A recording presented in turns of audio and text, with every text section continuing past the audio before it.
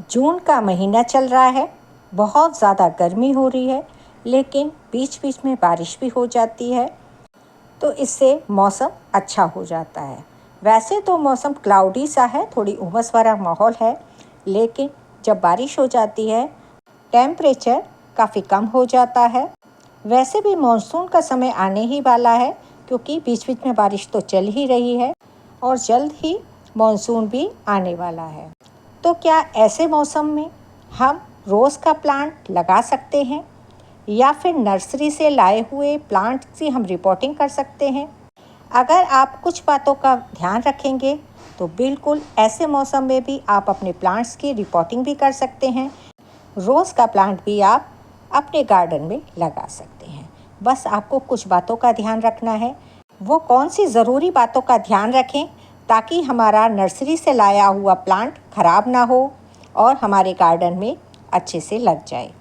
तो इसी पर मेरा ये वीडियो है। वीडियो को पूरा ज़रूर देखें, बिल्कुल भी स्किप ना करें। वीडियो को जब पूरा देखेंगे तभी आपको पता चलेगा कि हमें किन बातों का ध्यान रखना चाहिए ताकि हमारा नर्सरी से लाया हुआ प्लांट पूरी तरह से सुरक्षित भी रहे और अच्छे से रिपोर्ट करने के बाद भी चलता रहे। तो हेलो दोस्तों, आप सबका स्वागत है आपके अपने ही channel true smile in gardening में। फ्रेंड्स, मैं हूँ ममता शर्मा, आपकी गार्डनर दोस्त। मैं आपके लिए इन्फॉर्मेटिव वीडियो लेकर आती रहती हूँ। सो जिन लोगों ने अभी तक मेरा चैनल सब्सक्राइब नहीं किया है, सब्सक्राइब कर लें, बेल आइकन प्रेस कर लें ताकि जब भी नया वीडियो लेकर आऊँ सबसे पहले आपको नोटिफिकेशन मिले। चलो स्टार्ट करते हैं अपना आज का वीडियो। फ्रेंड्स, गर्मी तो बहुत ज़्यादा है, लेकिन मैंने ये रोज़ का प्लांट परचेज़ किया है, नर्सरी से मैंने इसको ले लिया है। देखिए, इसमें कुछ लीव्स ख़राब हैं। ऐसी लीव्स अगर आपको प्लांट में दिखाई दे रही हो तो इसको रिमूव कर दीजिए। सबसे पहला काम यही है, इन सारी ख़राब लीव्स को हम हटाएंगे, तभी हम प्लांट्स को रिपोर्टिंग करते हैं। क्योंकि अगर ये ख़राब लीव्स हमारे प्लांट पर रह जाती हैं तो ये फिर हमारे प्लांट को ख़राब कर देंगी। इस तरह पॉली बैग में मुझे लगा हुआ मिला है। इस रोज़ के प्लांट को जब मैंने नर्सरी से लिया था उसके बाद इसको 2 दिन तक मैंने शेडी एरिया में रखा है। आप भी अगर रोज़ का प्लांट या कोई भी प्लांट ख़रीदते हैं तो उसको शेडी एरिया में ज़रूर से रखिए, क्योंकि टेम्परेचर बहुत ज़्यादा है। जब हम नर्सरी से प्लांट को लाते हैं तो उस प्लांट को हमें तुरंत पॉट करने की ज़रूरत नहीं होती है। आप 2 दिनों तक सेमी शेड एरिया में इसको रख दीजिए और उसके बाद 1 या 2 दिन के लिए इसको फुल सनलाइट में रखिए। प्लांट आपका ख़राब नहीं होगा, बिल्कुल भी चिंता ना करें, क्योंकि ये करना बहुत ज़रूरी है। बहुत ज़्यादा गर्मी है। अगर डायरेक्ट हम इस प्लांट को ऐसे ही रिपोर्ट कर देंगे तो ये प्लांट स्ट्रेस में होने के कारण हमारे गार्डन में सेट नहीं हो पाएगा और प्लांट मर जाएगा। अगर हम अपने गार्डन में 2 दिन या 3 दिन के लिए सेट होने के लिए छोड़ देते हैं तब ये हमारा प्लांट अच्छे से चलेगा भी और रिपोर्ट करने के बाद हेल्दी भी रहेगा। और हमें ये प्लांट के लिए वाटरिंग का भी ध्यान रखना है। बिल्कुल इसकी मिट्टी ड्राई नहीं होने देनी है। अगर बहुत ज़्यादा ड्राई होगी तब भी हमारा प्लांट स्ट्रेस में आ जाएगा। प्लांट को लगाने से पहले 2 दिनों तक इसको सेमीशेड एरिया में रखिए ताकि प्लांट हमारे गार्डन में अच्छे से सेट हो जाए और इसके बाद ही आप अपने प्लांट को रिपोर्ट कीजिए। आपका प्लांट हेल्दी भी रहेगा और अच्छे से ग्रोथ भी करेगा।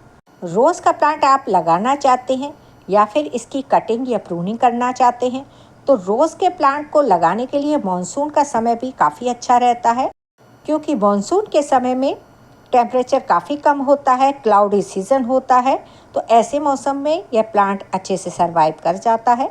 हाँ, बहुत ज़्यादा तेज़ धूप हो या बहुत ज़्यादा टेम्परेचर हो तब हमें यह प्लांट नहीं लगाना चाहिए या फिर रिपोर्ट करने के बारे में सोचना भी नहीं चाहिए, क्योंकि बहुत ज़्यादा गर्मी के कारण हमारा प्लांट मिट्टी से अलग होने के बाद स्ट्रेस में आ जाएगा और हमारा प्लांट मर जाएगा। लेकिन मॉनसून का समय बहुत अच्छा होता है।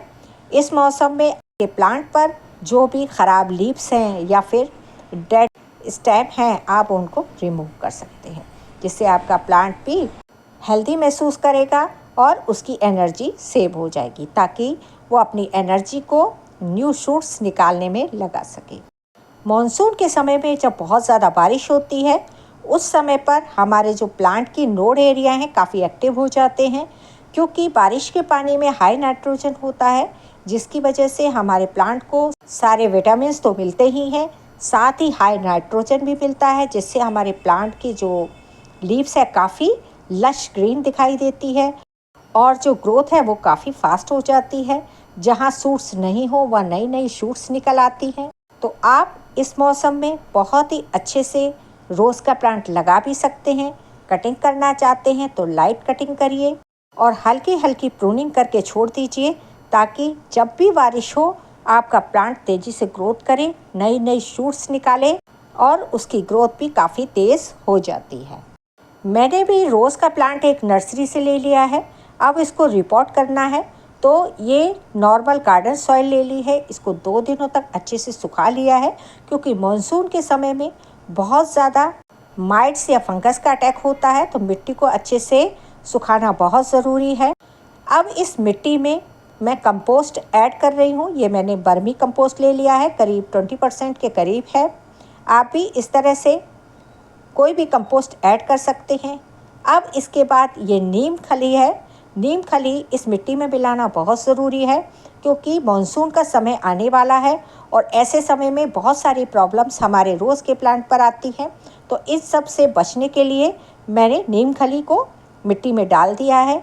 ये थोड़ा सा मैं कोकोपीट मिला रही हूँ, क्योंकि कोकोपीट मिलाने से बार बार पानी देने की समस्या नहीं होती है। कोकोपीट पानी को होल्ड करके रखता है, तो जिससे मुझे बार बार पानी देने की ज़रूरत नहीं होगी।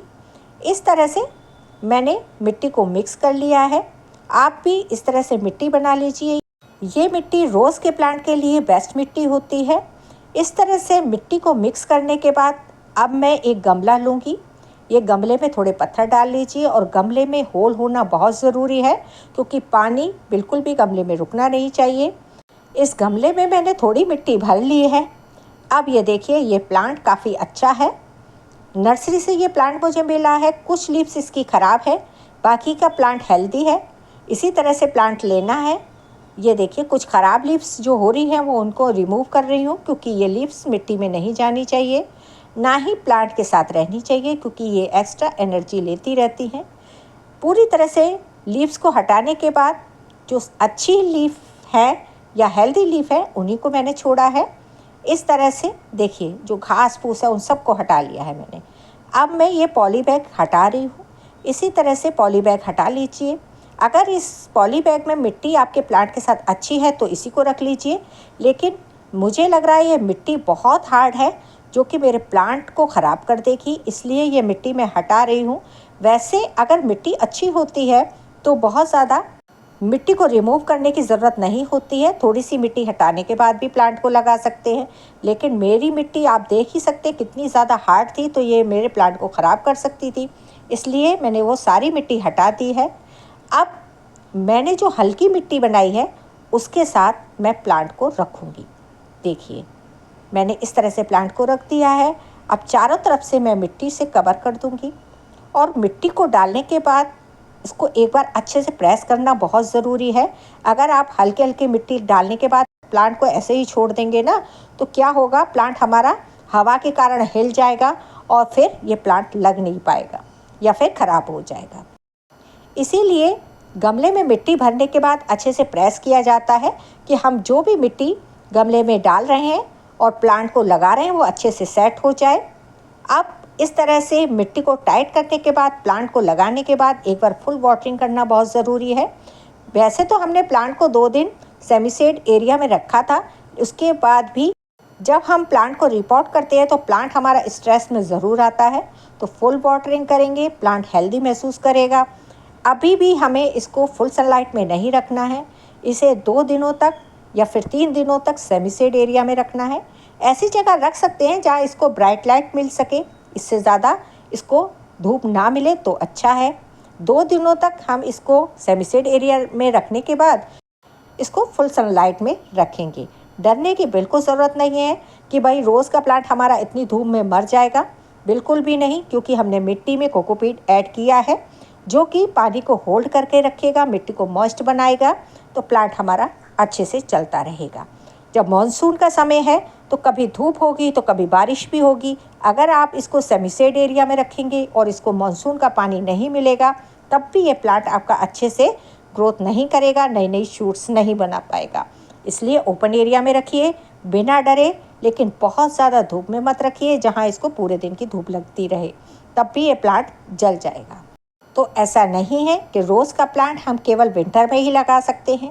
आप समय के साथ कुछ ज़रूरी बातों का ध्यान रख के और टेम्परेचर को ध्यान में रखते हुए आप इस प्लांट को लगाइए। प्लांट आपका यूं ही चलता रहेगा, अच्छे से हेल्दी भी रहेगा और ग्रोथ भी करेगा। इस मानसून में मरते हुए भी प्लांट जिंदा हो जाते हैं, तो आपको घबराने की ज़रूरत नहीं है। बेफिक्र होकर आप ये प्लांट लगा लीजिए। और देसी जो रोज़ का प्लांट होता है वो तो वैसे भी बहुत आसानी से लग जाता है, क्योंकि हार्डी सा प्लांट होता है, बहुत ज़्यादा इसकी मरने की आशंका नहीं होती है, तो आसानी से लग ही जाता है।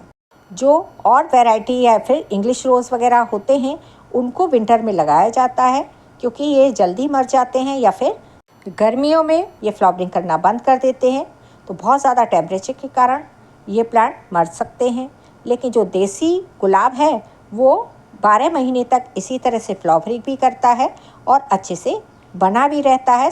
साल में गर्मी, सर्दी या मानसून हो, सभी को अच्छे से सह जाता है और इसी तरह फ्लावरिंग करता है। फ़र्क इतना ही होता है कि विंटर में इसके फ्लावर है वो काफ़ी बड़े साइज़ के रहते हैं और गर्मियों में इसके जो फ्लावर हैं वो थोड़े छोटे साइज़ के रहते हैं, लेकिन बिना रुके ये फ्लावरिंग भी करता है और अच्छे से चलता रहता है। तो इन कुछ ज़रूरी बातों का अगर आप ध्यान रखेंगे तो गर्मी हो या फिर मानसून, आपका प्लांट नहीं मरेगा। रोज़ का प्लांट इसी तरह से ग्रोथ भी करेगा और चलता भी रहेगा। तो फ्रेंड्स, आपको ये मेरी जानकारी कैसी लगी? अच्छी लगी हो तो मेरे वीडियो को लाइक कीजिए, शेयर कीजिए। मेरे चैनल पर पहली बार आए हैं तो सब्सक्राइब ज़रूर करें। मिलते हैं अगले वीडियो में। बाय।